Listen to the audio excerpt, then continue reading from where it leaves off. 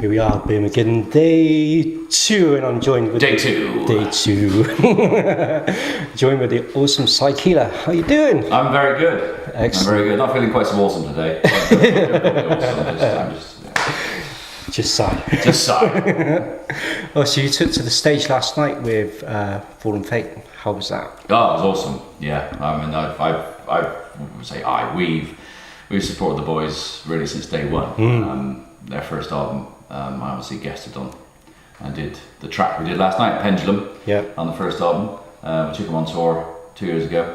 It was just like to support, quality British metal, and they are quality British metal.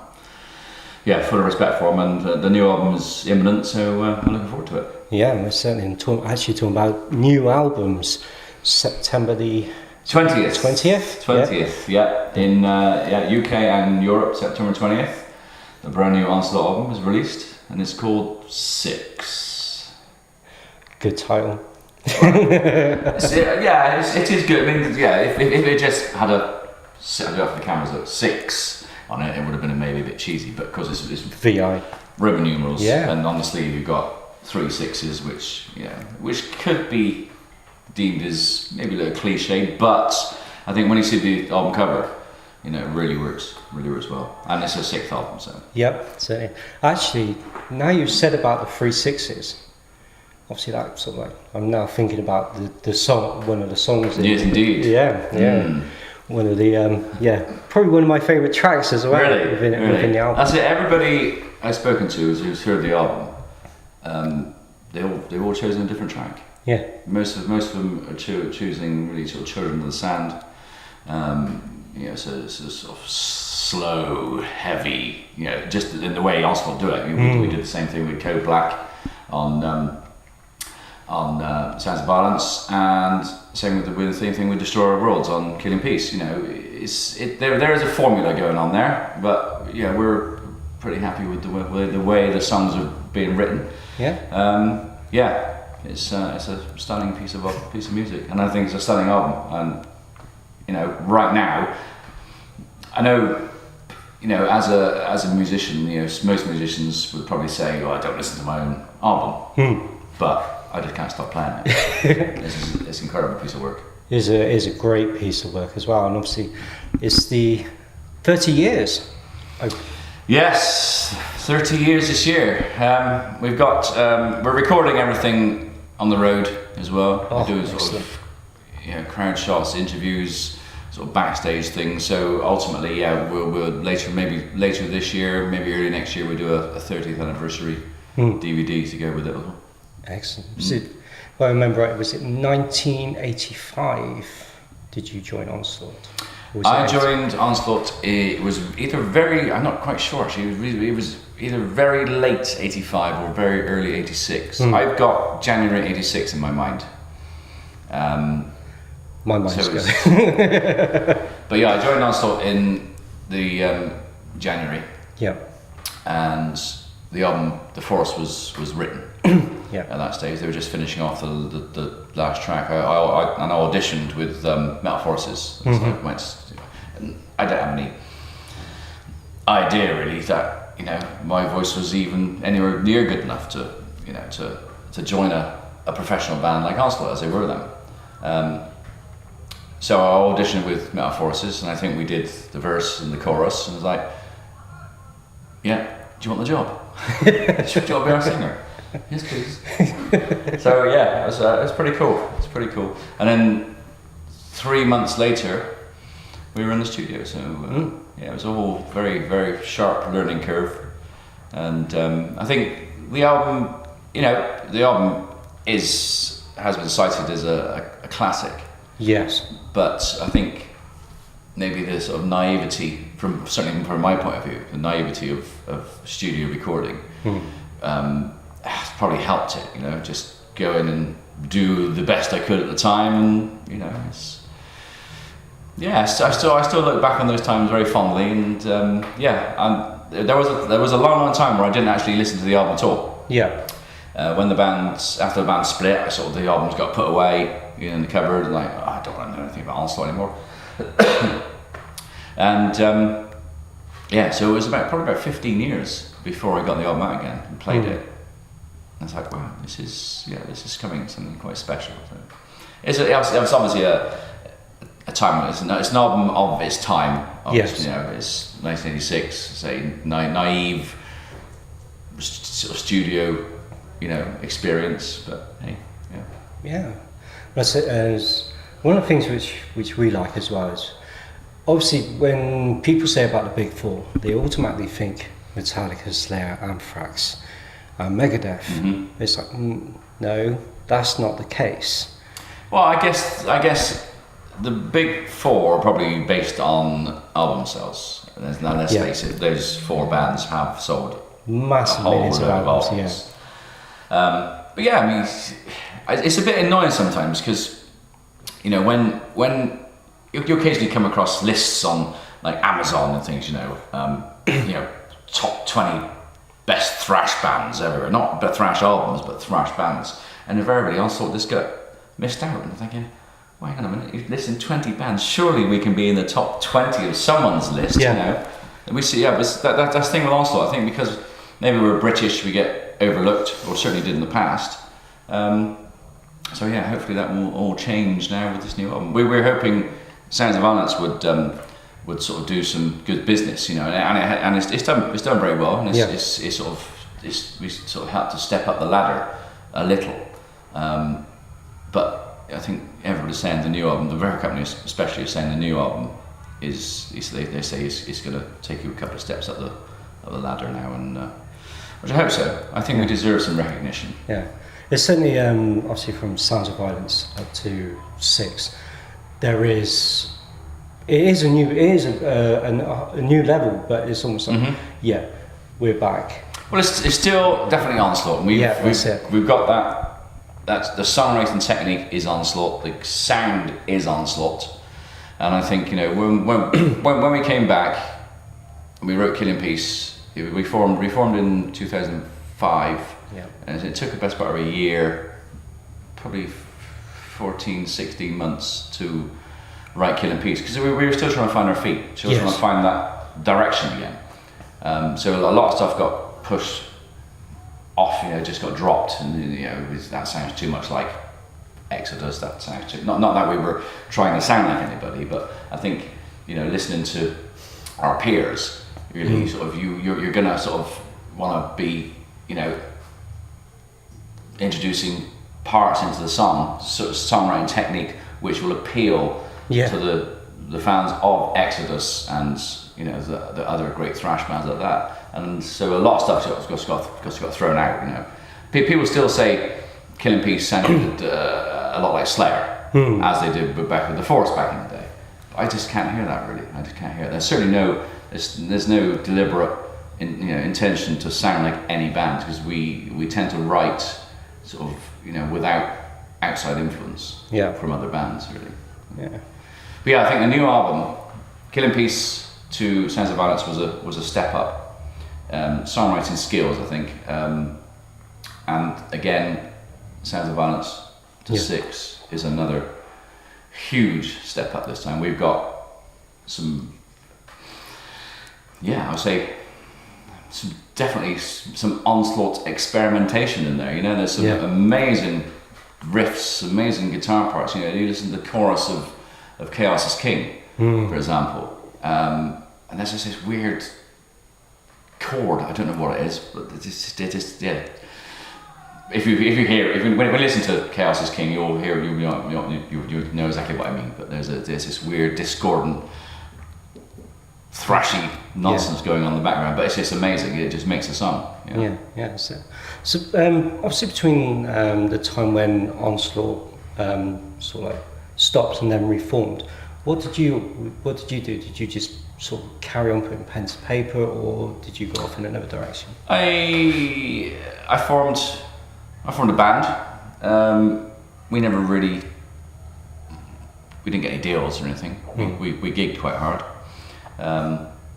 It was at the time, I think thrash at the time was on a decline as well. Yeah. And you got a lot of the Seattle sound was coming in, the sort of grunge thing. But the band I formed were ultimately called Mirror Mirror. and we were all big at the time, big fans of Queensryche and Crimson Glory. Yeah. So it sort of had some major Queensryche, Crimson Glory, influences on the stuff we were recording. Although it was distinctly, it was quite different from those two bands. But that was quite good times. Occasionally, I get asked, can I hear, if I got friends around, or can I hear some Mirror Mirror? And I got a CD with I think 6 or 8 demos on it. So I dig that out. It's quite interesting actually. It sounds quite dated now because it was demos, and at the time recording demos in that period, unless it would cost a lot of money to go into a studio. So you were using budget studios. So you were producing a budget recording really. So it's a bit ropey. But I'd like to think maybe one day, if I got time, we'll get the old boys back together again and maybe re-record those songs. Excellent. Something for the future, maybe. October sees you guys go on an intensive tour as well. Yes. It looks very, very some real interesting places. Well, unfortunately, we're only doing 4 shows in this country, and I say this country because it is England, unfortunately. We're not doing a UK tour. I think when it was the dates were announced, I was saying, oh, we got a UK tour, and then a chap from Glasgow said, hang on a minute, it's not a UK tour, it's an English tour. It's only 4 shows. I think that was more down to our booking agent just trying to sort of, because that time of year is a busy time for tours. Everybody tours at that time of year, so getting us into consecutive days on a week, 2-week tour of the UK was very hard work. So what we're going to do is we've got 4 English shows. We go to Europe for 3 weeks, I think.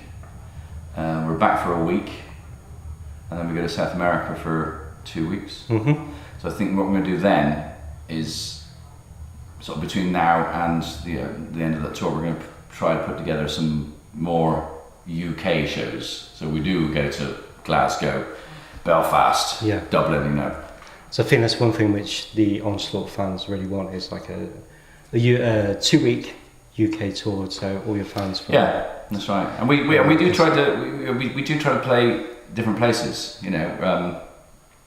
Rather than playing, if everybody plays London, and we're lucky enough to be playing at the Garage in London again, which is an amazing venue. It's quite a big venue. But as far as sort of the rest of the UK,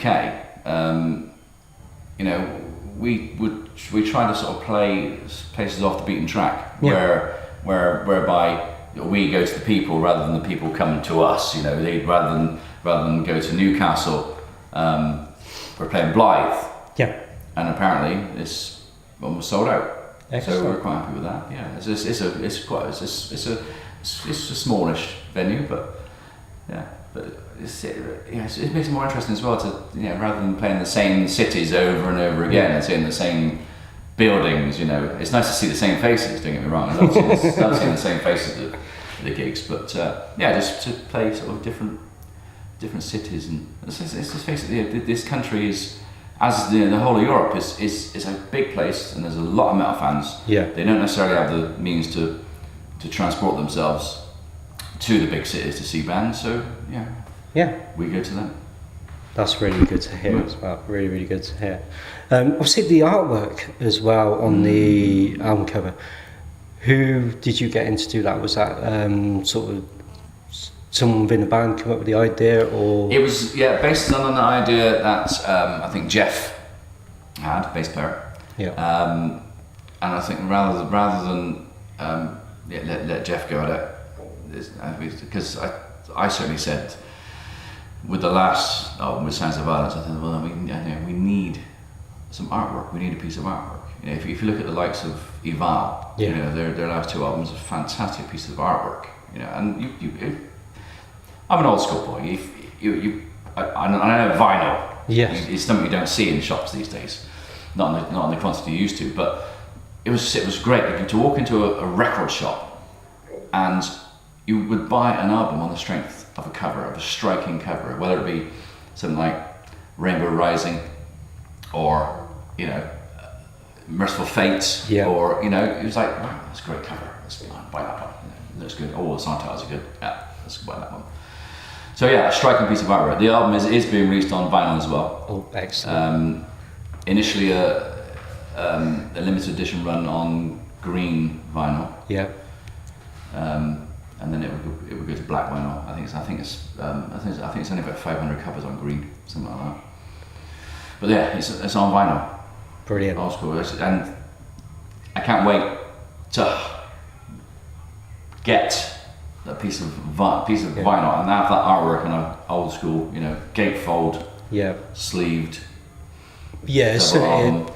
it is. It's gonna be striking. Yeah, it is the artwork that deserves to be in your face rather than on a CD. Okay, so it's all like shrunk a bit, but Yes. Well, see, you're doing it the full scale of it on the Yeah. CD. You do. You say, oh, yeah, that's very nice, but then you get on the. But we were also mentioned. This morning, someone said to me, "Oh, maybe we'll get some posters done." I thought, "Oh, that'd be absolutely amazing on posters." Obviously, we're going to produce a new backdrop for the live stage with the album cover, which I can't wait to see because that's going to be pretty stunning. But the album cover is amazing, and I've got to be honest, I can't remember the chap's name. Embarrassing. In the last couple of minutes since I've been talking, I've been trying to think of the guy's name. I really can't think of the guy's name who did it, but it's all the information on the website anyway. So he's done a stunning job. Stunning. Excellent. We're talking about old school. Obviously, it's good to see it on vinyl, but a Canadian company are bringing back cassettes. Oh my god! As well. Really? Yeah, they're looking at bringing back cassettes. Wow. See, cassettes were okay for doing your home compilations, mixtapes. Yeah. They were awesome. Get a mixtape, give them to a girlfriend, give them to your mates. Done a mixtape for her. So you get an hour and a half, 45 minutes each side, a mixtape. Awesome. But I didn't buy very many cassettes and albums. I think ultimately the sound quality wasn't as good as vinyl. Yeah. And tapes just didn't last very long. No, because I always used to buy an album on tape, an album on vinyl. I did it occasionally. Yeah. I did it a couple of times. I think the last tape I bought, Deep Purple, did a release a live Nobody's Perfect, which I actually bought on CD and tape. I think it was because I had a tape player in the car. Yeah. So I bought CD and tape. Odd combination. I can understand if it's vinyl and tape, but CD and tape. I should have just taped it. Really. Save myself some money. That's it. But excellent. I'm quite intrigued with that. Yeah, that's pretty cool. Cassette. So did you call it tape or cassette? Because it's a cassette, isn't it? Yeah. It's why the new album on cassette. There's one picture which I'd like to talk about. It's on your Facebook page. Is where photograph which you were taken. Was it with the troop? Some of the troops took a photograph. Oh right, yeah. How did that? Well, we had a contact with a chap who was serving in I think that was in Iraq, or was that in Afghanistan? But the chap made contact with us. I'm a huge fan, serving, and could you, do you think can you give me an address where I can buy a shirt? So we thought, I can't charge him for a shirt. So we sent 6 or 8 shirts over for him. And I think it was great to pose to them. But the pictures, the artillery on those pictures are called Onslaught. Ah, right. That's not their official name, but they've been dubbed Onslaught. Now that's because allegedly there is a senior officer serving with the army, and as all weapons have nicknames, and they're rather than called an MKV 456 or something, they call them the Onslaught. Yeah. But this senior officer again was an Onslaught fan, so he called them Onslaughts. Absolutely brilliant. I don't know if you saw actually, there was a TV program It was probably a couple of years ago now. It's basically, I can't remember the guy's name. This guy was in Afghanistan, just going into the camps, Camp Bastion. Yeah. Anyway, he was wandering through Camp Bastion, and they approached a tent, and I was like, what the? And on the tent, it's got Onslaught, our logo, on this tent. And it was the operations room. Oh, wow. Onslaught on the. So yeah, I have to get a still picture of that and get it on my Facebook as well. I haven't got around to it yet. But yeah, basically these programs are all about the firepower that our forces possess. You know, Yeah. there's quite a good insight. But yeah, just walking through Camp Bastion, and all of a sudden this sign, big sign outside of this operations tent, Onslaught. Cool. I was like, wow. I was going to say, that must make you feel so proud and of all the achievement which obviously yourself and the band's gone through. Yeah. As well, so. Yeah. I say we got a couple of great people, guys who become friends, who are serving. When they're home on leave, if we're playing, they come and see us and we have a chat. And the subject matter of our songs, Born for War, is about child suicide bombers, which you don't tend to hear much about on our daily news, but they do exist. There was a spate, and I believe it's still going on. There's a spate of children being sent into encampments and checkpoints and just exploding themselves.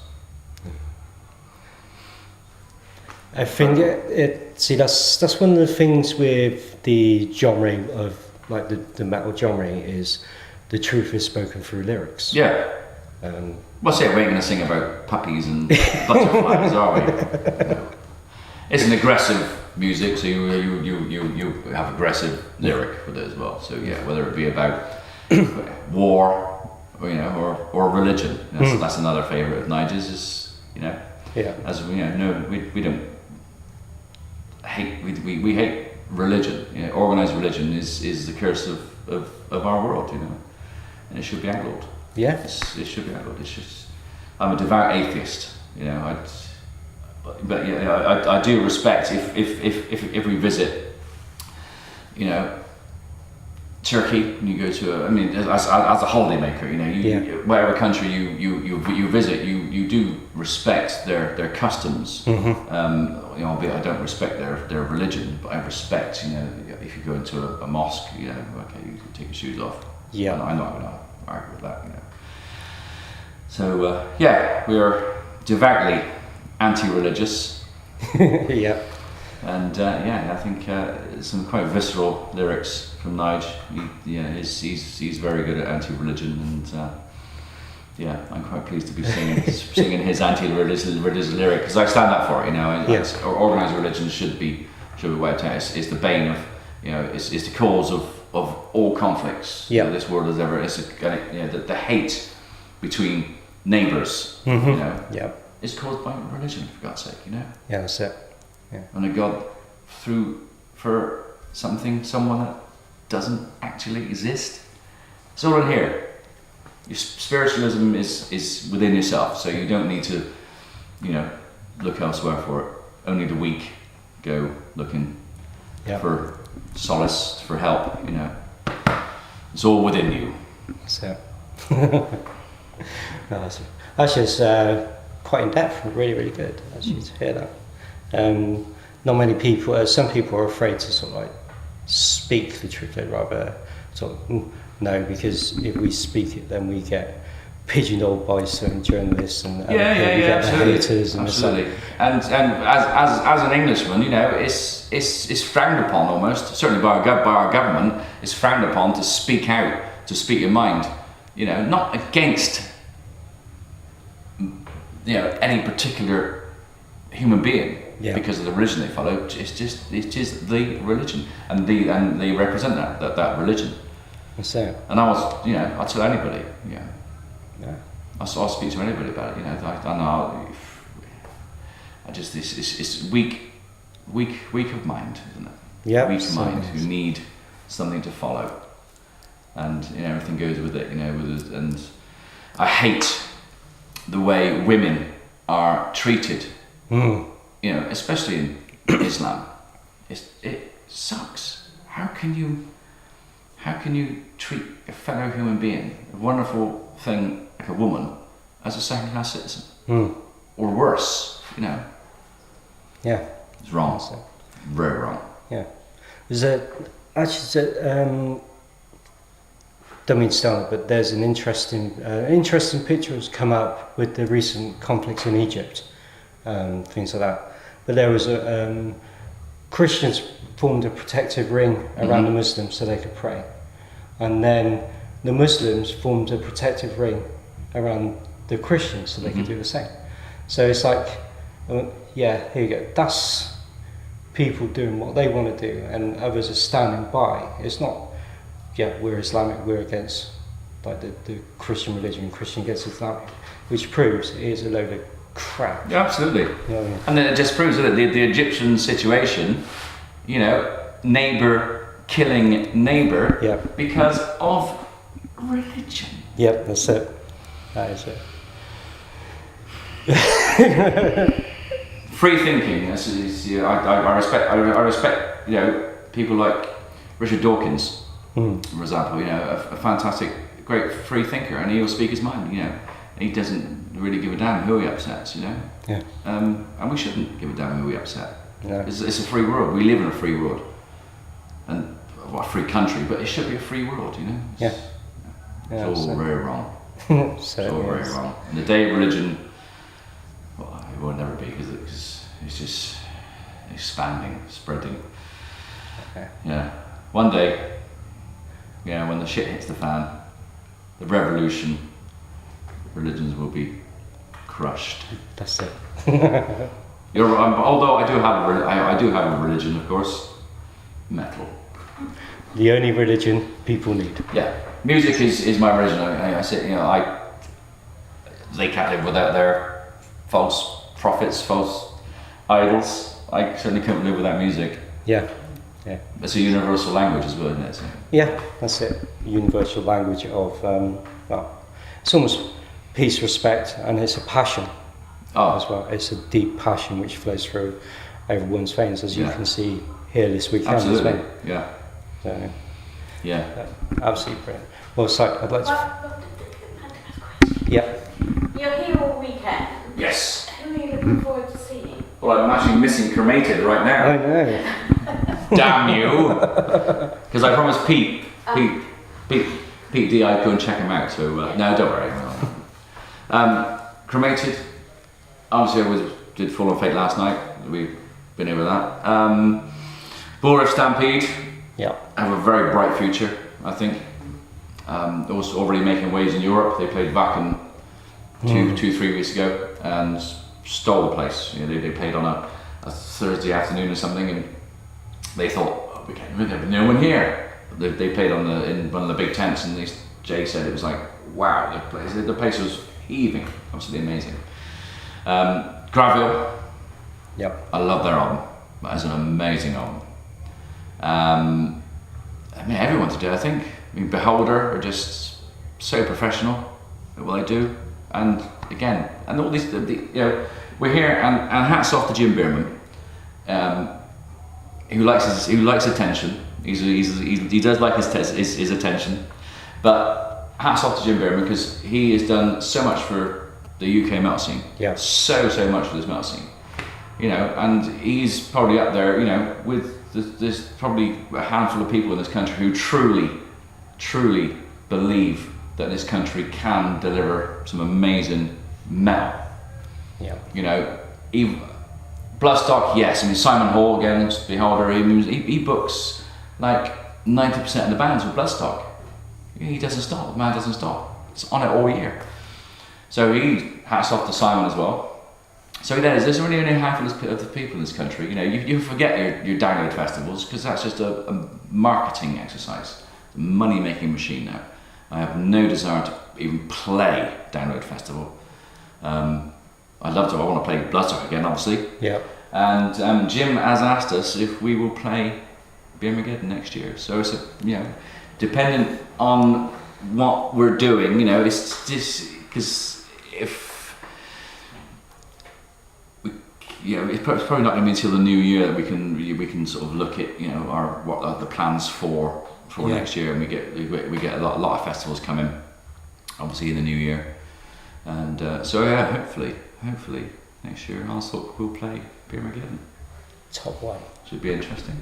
Excellent. Well, we're looking forward to seeing you guys at the garage on the 12th. 12th of October, yes. Yeah, 12th of October. Saturday the 12th of October. Yeah, looking forward to that one. It has been a while since we've seen Onslaught tear a place apart. So we're really looking forward to that one. That's it. I think we're all regular guys, but ultimately when we step on stage, I certainly become a bit of your alter ego. It's all about you're acting, your sort of alternative persona. It's like Jekyll and Hyde, really. Yeah. Because I had some guy yesterday. I was stood there watching a band, and I came out, and I could see this guy was like looking at me, and I thought, okay. And later on in the afternoon, he came over to me and said, I'm so scared to talk to you. So, excuse me? I'm just a human being, and don't put me on any pedestals. I'm just a regular guy. Yeah. And I hate when I do what I do, and people enjoy it, which is great, which is ultimate, which is great. But just a regular guy. Yeah. Ultimately. That's it. I don't think I've got a particularly amazing voice, but hey. It works okay, That's it. I think it is one of those things where, obviously, especially like vocalists and frontmen, when they go on stage, that inner you thing become this big monster, and like, and then when like a fan sees you like off stage, they click back to how they saw you on stage. Because I'm just so quiet. I mean, I'm white now. You wouldn't think it now in an interview, but when I'm behind a mic, so you start to mouth off a bit, But I'm generally, if you catch me around, wandering around today, I'm just a quiet guy. I just don't get in anybody's face. No, that's it. You're here to enjoy yourself. Absolutely, that's it. It's nice to come away to a festival for a weekend and not have to. Although I love performing, doing them, don't get me wrong, but it's nice to sort of be here and chill out. Yeah. And today is a beer day. Excellent. Yesterday, because I was performing with Fallen Fate, I sort of had a couple of beers earlier on, but today I'm going to go for it. Yeah. So you might find me face down in the mud later on. Well, Si, we're going to let you go off and have some beer. Cool. Thank you so much for this interview. Thank you very much.